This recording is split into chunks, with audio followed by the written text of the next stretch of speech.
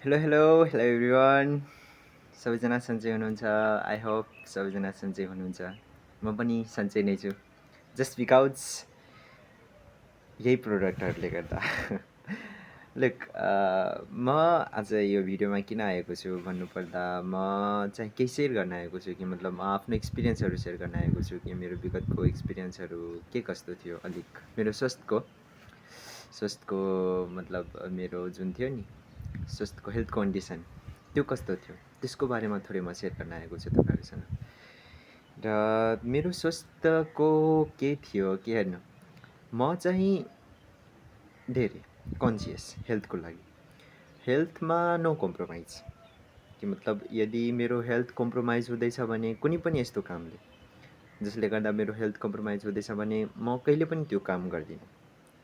त म त्यति मतलब आफ्नो हेल्थको लागि म सिरियस सो के थियो कि म एक्सर्साइज म अहिले पनि गर्छु र पहिला पनि गर्थेँ डेली म गर्छु एक्सर्साइज होस् शनिबारको दिन म स्किप गर्छु त्यसको पनि के छ कि मतलब त्यो किनभने हामी सधैँ आफ्नो बडीलाई स्ट्रेच गरियो एक्सर्साइज गरियो भने त्यो मतलब ग्रो हुँदैन हाम्रो मसल त ग्याप पनि चाहिन्छ हाम्रो मसललाई ग्रो हुनको लागि अझै मतलब मसल चाहिँ ग्रोथ होस् त्यसको मसल ग्रोथकै लागि त्यो हो त शनिबार म थोरै स्किप गर्छु हो स्ट्रेचिङ गरिहाल्छु बडीलाई किनभने त्यो दिन पनि हामी सुतेर उठेको हुन्छौँ हाम्रो बडी स्टिफ हुनसक्छ त्यही भएर म त्यो दिन पनि स्ट्रेचिङ गर्छु तर मतलब त्यति हार्ड वर्क गर्दिनँ मतलब बिहान शनिबारको बिहान तर चाहिँ त्यो दिन पनि हुन्छ मेरो एक्सर्साइज थोरै थोरै बढी होइन त त्यस्तो छ मेरो सोच मेरो ह्याबिट्सहरू बिहान डेली योगा गर्ने एक्सर्साइज गर्ने त त्यस्तो मतलब र पहिलादेखि नै छ मेरो अहिले पनि त्यस्तै गर्छु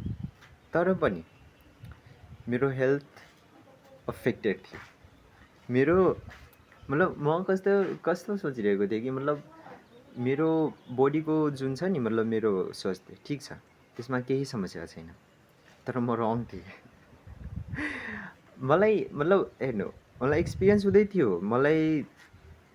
फिल हुन्थ्यो कि मेरो प्रब्लम जस्तै मलाई ग्यास्ट्रिकको प्रब्लम थियो एन्ड मेरो कब्ज पनि थियो मलाई मतलब टोइलेट सफा नहुने सिम्पल ल्याङ्ग्वेजमा बुझ्ने कि मतलब झाडा नफिराउने त्यस्तो समस्या थियो मेरो त त्यो थियो अनि म के सोच्थेँ थाहा छ कि मतलब होइन मलाई केही समस्या छैन म एक्सर्साइज गरिरहेको छु मलाई के समस्या बट मैले जब होल बडी चेकअप गराएँ त्यति बेला म सक कि मलाई पनि छ त म त पुरै सक कि मतलब ओ माई गड यदि म सधैँ डेली एक्सर्साइज गर्दैछु र अहिलेको सम्म मलाई मतलब यदि प्रब्लम छ जो आफ्नो बडीको लागि आफ्नो स्वास्थ्यको लागि आफ्नो हेल्थको लागि यति कन्सियस छ यति सिरियस छ आफ्नो स्वास्थ्यलाई यति ख्याल राख्छ उसको शरीरमा पनि समस्या छ भने सोच्नु त यदि तपाईँ एक्सर्साइज गर्नु हुँदैन भने तपाईँलाई झन् कति समस्या होला र यस्तो पनि भन्छ कि सबै समस्याको जड नि एक्सर्साइज नगर्नु नै हो त मलाई झन् त्यो समस्या थियो मेरो ग्यास्ट्रिक पनि थियो अनि मलाई कब्ज पनि थियो तपाईँलाई अझै कुन प्रब्लमहरू होला यदि तपाईँ एक्सर्साइज गर्नु हुँदैन भने एक्सर्साइज गर्नुहुन्छ भने त बडी हेल्दी नै रहन्छ मतलब बडी सिम्पल हो त्यही कि जो एक्सर्साइज गर्छ त्यसको बडी हेल्दी छ जो एक्सर्साइज गर्दैन अनहेल्दी बुझिहाल्नु धेरै रोगहरू छ उसको बडीमा सिम्पल ल्याङ्ग्वेजमा भनौँ भने त्यसपछि चेन्जिङ पोइन्ट आयो मेरो लाइफमा त्यसपछि मतलब त्यही म होल बडी चेकअप गराएँ अनि त्यसपछि थाहा पाएँ म त्यहाँबाट कि मेरो बडीमा के प्रब्लम रहेको छ भनेर त्यहाँबाट त म सक यार मतलब एक्ज्याक्टमा मतलब मलाई फिल हुन्थ्यो कि मतलब हो ओबियस कुरा छ यार म पनि टोइलेट जान्छु सधैँ बट म मान्दिनँ थिएँ कि मलाई प्रब्लम छ मेरो पेटमा प्रब्लम छ मेरो एक्सपिरियन्स त्यो थियो यहाँ यो मैले जुन के भन्छ यो प्रोडक्टहरूको फोटो हालेको छु नि त्योहरू खानुभन्दा पहिला बट जबदेखि म यो प्रोडक्टहरू खाएको छु यो जुन डिटोक्सिवान छ त्यो टोटल एन्टिअक्सिडेन्ट छ एन्ड के भन्छ एउटा अझै छ पेनिसिङसिङ एन्ड त्यसपछि व्हिट ग्रास छ यहाँको प्रोडक्टहरू हो यहाँको दबाई प्रोडक्ट होइन दबाईहरू हो प्रोडक्ट भिन्दै हाल्यो फेरि नेगेटिभ नलिनु होला यो दबाईहरू हो, सप्लिमेन्टहरू हो, यसलाई सप्लिमेन्ट भन्छ, खानाको परिपूरकहरू भन्छ। सो जबदेखि म यो खान थालेँ एन्ड अहिलेको म एक्सपिरियन्स भनौँ भने म डेली जान्छु टोइलेट, सफा हुन्छ। एन्ड अब नि पहिला यस्तो हुन्थ्यो कि मतलब यस्तो पनि हुन्छ, तपाईँहरूको रियल एक्सपिरियन्स होला, यदि कतिजनाले मतलब यदि यो प्रब्लम छ भने कि मतलब यदि पेट साफ हुँदैन भने नि हाम्रो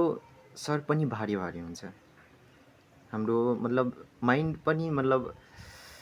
के भनौँ यार, अनरिल्याक्स्ड स्ट्रेस जस्तो फिल हुन्छ, कि भारी राखेको जस्तो फिल हुन्छ, बोझ त यो पेट नि यो हाम्रो माइन्डसँग कनेक्टेड छ।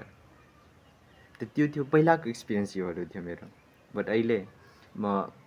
कुल, काम छ, अहिले पनि बसेको छु, भिडियो बनाइरहेको छु, तपाईँहरू हेरिरहनु भएछ। एन्ड कुल छ, काम छ। बिकज हेर्नु, यदि यस्तो भन्छ, आयुर्वेदमा पनि यस्तो भन्छ कि दिमाग शान्त हुनुपर्छ, मतलब दिमाग यसरी भन्छ त्यो कि मतलब सर ठन्डा, पेट नरम एन्ड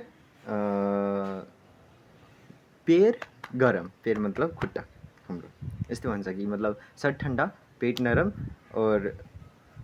पेट गरम, पेट मतलब खुट्टा। त बट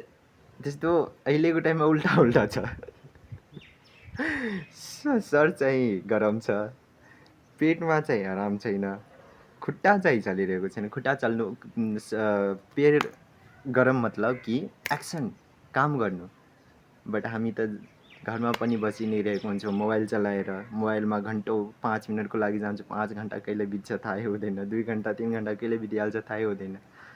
त त्यो हो। बट बिस्तारै बिस्तारै लाइफले सिकाइदिएको छ कि मतलब के गर्नु छ, के गर्नु छैन, के सही हो। सो सिक्दै अगाडि बढ्दैछु।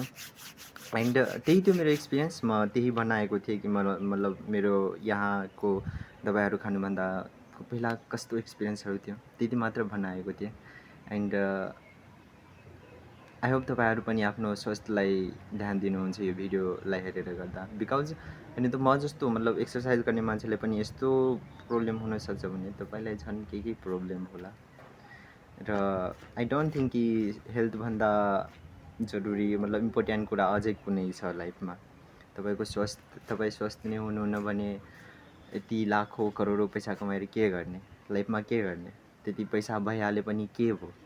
तपाईँको सोच छ कि म विदेश जान्छु, यहाँ जान्छु घुम्न, त्यहाँ जान्छु, स्विजरल्यान्ड, गोवा, थाइल्यान्ड, यो त्यो, बट स्वस्थ नै हुनुहुन्न भने कसरी घुम्न जानुहुन्छ हो। त्यो भएर सोचलाई ध्यान दिनु, त्यति मात्र भन्न चाहन्थेँ यो भिडियो मार्फत। ओके, सो थ्याङ्क यू अहिलेसम्म हेरिदिनु भएकोमा।